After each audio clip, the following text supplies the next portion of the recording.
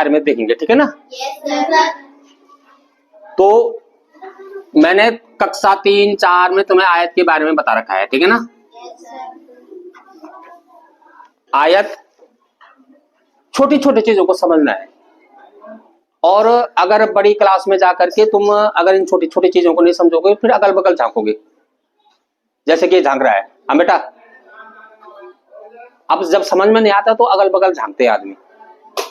कोई भी वो समझ में नहीं आएगा तो अगल बगल के काफी हमको झांकना शुरू कर देते हैं।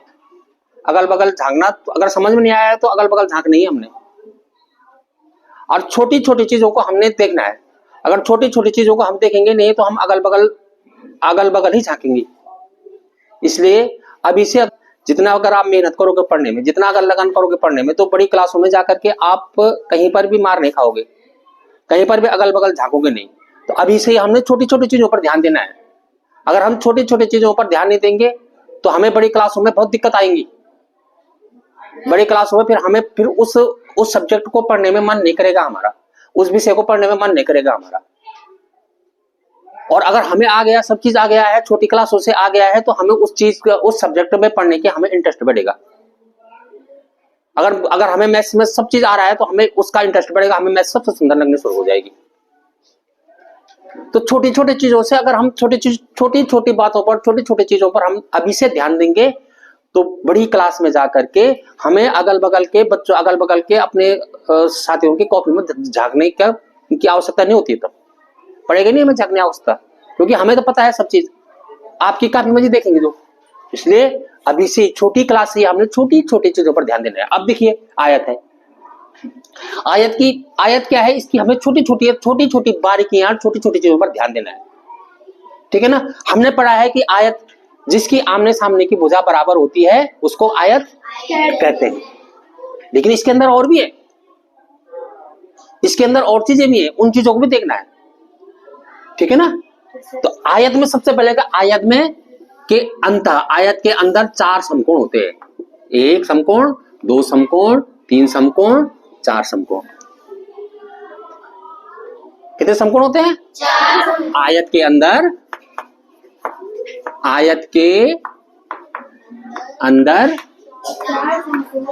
4 समकोण होते हैं। 4 समकोण होते हैं, ठीक है। कितने अंश का होता है? 90 अंश का होता है। एक समकोण कितने अंश का होता है? 90 अंश का होता है। तो आयत के अंदर 4 समकोण होते हैं, और आयत के अंदर प्रत्येक कोण, 4 कोण 90 अंश के होते हैं, ठीक है ना। समझ गए? अब देखिए आयत में और क्या है? विकर्ण। कितने विकर्ण? 2। एक विकर्ण ये है, एक विकर्ण ये है। कितने विकर्ण? 2 विकर्ण। आयत में 2 विकर्ण होते हैं। विकर्ण होते हैं, और दोनों विकर्ण समान होते हैं। आयत के दोनों विकर्ण समान होते हैं, ठीक है ना। आयत में दोनों विकर्ण क्या होते हैं? समान। दोनों विकर्ण समान होते हैं। आयत में दोनों विकर्ण समान होते हैं। आयत में क्या होते हैं? दोनों विकर्ण हमारे समान होते हैं। आयत में कितने हैं? दोनों विकर्ण समान होते हैं। और आयत में अभी उस बालिका ने लिखा था, आयत में समान क्या होता है? पढ़िए, तीसरा वाला क्या लिखा था आपने? चौथा वाला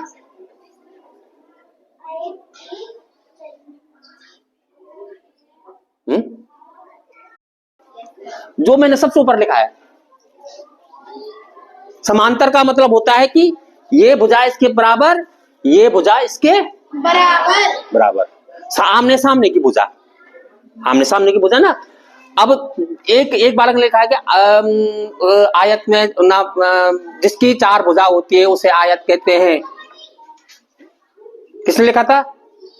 ईशांत आपने लिखा था ना। जिसकी 4 भुजा होती है उसको क्या कहते हैं? आयत कहते हैं। जिसकी 4 भुजा होती है, तो 4 भुजा तो इसकी भी तो है, 4 भुजा इसकी भी तो है। इसको हम आयत थोड़ी कहेंगे, इसकी भी तो 4 भुजाएं हैं मैंने। एक भुजा, दो भुजा, तीन भुजा, चार भुजा। जिसकी चार भुजा होती है उसको आयत, लेकिन जिसकी चारों भुजाएं समांतर होती हैं, समांतर का मतलब हो कि आमने सामने की भुजा बराबर होती है, उसको आयत कहते हैं। जिसकी चार भुजा होती है आयत कहते, जिसकी चार भुजा होती है उसको आयत कहते हैं। ये गलत है। चार भुजाएं तो चतुर्भुज की, बहुत सारे चतुर्भुजों की चार भुजाएं होती है, बहुत सारे चतुर्भुजों की क्या होती है, चार भुजाएं होती है। लेकिन जिसकी चार भुजाएं समांतर होती है, जिसकी चारों भुजाएं समांतर होती है उसे आयत कहती है। जिसकी, जिस चतुर्भुज की, जिस चतुर्भुज की, चतुर्भुज जरूर आएगा उसमें, जिस चतुर्भुज की, जिस चतुर्भुज की चारों भुजाएं, चारों भुजाएं समांतर होती है, समांतर होती है। जिस चतुर्भुज की चारों भुजाएं समांतर होती है उसकी, उसको आयत कहते हैं। ठीक है ना। तो इस तरह से आयत में हम बहुत सारे निकाल सकते हैं, आयत में बहुत सारे निकाल सकते हैं। और कोई बता सकता है आयत के बारे में? हो गया, चार समकोण हो गया, विकर्ण हो गया, और हाँ, जिसकी एक ने लिखा था, किसने आपने लिखा था गुंजन? क्या लिखा था? 5वां वाला क्या लिखा था आपने? आयत की आकृति में लंबाई चौड़ाई होती है। आयत की आकृति में लंबाई चौड़ाई होती है। ठीक है, आयत की आकृति में क्या होती है? लंबाई चौड़ाई होती है। आयत की आकृति में लंबाई और चौड़ाई होती है। इसको भी लिख सकते हैं हम, अगर आयत के बारे में पूछा गया तो इसको भी लिख सकते हैं हम कि आयत की लंबाई और चौड़ाई होती है। और 2D, हाँ बताइए। और आयत 2D आकृति है। हाँ, आयत 2D आकृति है। आयत क्या है? 2D आकृति। 2D आकृति है। ठीक है ना। आयत क्या है? 2D आकृति। 2D आकृति है।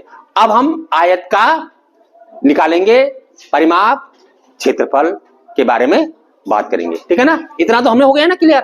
तो अब हम आयत के परिमाप और क्षेत्रफल के बारे में बात करेंगे। ठीक है। सबसे पहले तो हमें परिमाप के बारे में पता लगना चाहिए कि परिमाप क्या चीज है, तभी तो हम परिमाप निकालेंगे ना। परिमाप, आयत का परिमाप निकालना है। आयत का परिमाप, आयत का परिमाप, आयत का परिमाप। आयत का परिमाप निकालने के लिए हमने क्या करना है? पहले आयत परिमाप के बारे में हमें पता लगना चाहिए कि परिमाप है क्या चीज। अगर दिया जाए कि एक आयत की लंबाई 6 मीटर है और चौड़ाई 4 मीटर है तो उसका परिमाप निकालिए, तो परिमाप तो आपको सूत्र बता दिया, सूत्र से आपने सीधे सीधे निकाल दिया कि सर इतना होता है। लेकिन उतना कैसे करके हुआ? सूत्र क्यों बना ऐसा सूत्र बना क्यों? हमें इसके बारे में पता होना चाहिए कि परिमाप है क्या चीज। परिमाप क्या चीज है? परि का मतलब बाहरी, माप का मतलब नापना, माप का मतलब होता है नापना। जो बाहरी जो इसकी ये है, बाहरी आवरण है, बाहरी जो लाइन है, इसकी नाप, पूरी नाप कितनी है यहां से लेकर यहां तक, इसको ले दे ABCD, यहां से लेकर यहां तक, यहां से लेकर यहां तक, यहां से लेकर यहां तक, यहां से लेकर यहां तक, इसकी पूरी नाप कितनी है? नाप या माप, नापना या मापना बोलते हैं ना। तो हम नापना बोलते हैं, नापना बोलते हैं ना। तो माप होती हो, माप क्या है इसकी?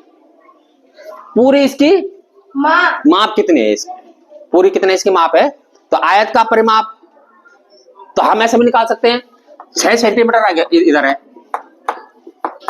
6 सेंटीमीटर इधर है, तो इधर कितना सेंटीमीटर होगा? 6 सेंटीमीटर। इधर भी 6 सेंटीमीटर होगा। 4 सेंटीमीटर इधर है, इधर कितने सेंटीमीटर होगा? 4 सेंटीमीटर। ठीक है ना। अब इन सबको जोड़ दो, इनकी सबकी जोड़ दो। ठीक है ना।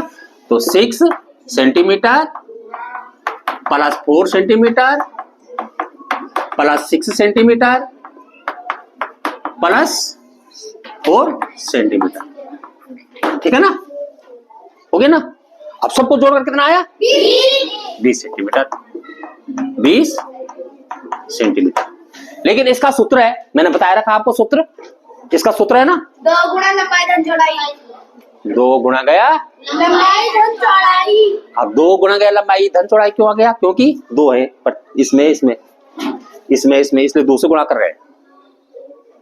लंबाई को भी 2 से गुणा कर रहे हैं, लंबाई चौड़ाई को दोनों को जोड़ करके 2 से गुणा करके, क्योंकि 2 है, इधर भी 4 सेंटीमीटर, इधर 4 सेंटीमीटर, इधर 4 सेंटीमीटर, इधर 4 सेंटीमीटर।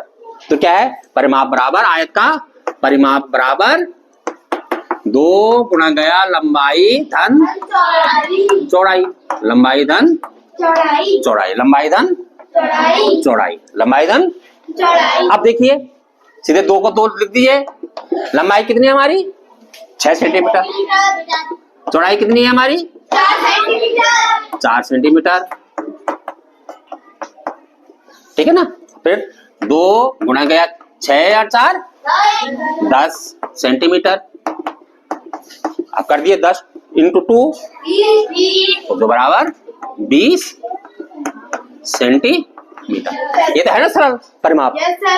परिमाप तो सरल है ना। ये तो परिमाप इतना तक तुम पूरा सीख गए कि आयत क्या होता है और इसका परिमाप कैसे करके निकाला जाता है। अब इसके बाद आयत का क्षेत्रफल के बारे में बात करेंगे, ठीक है ना।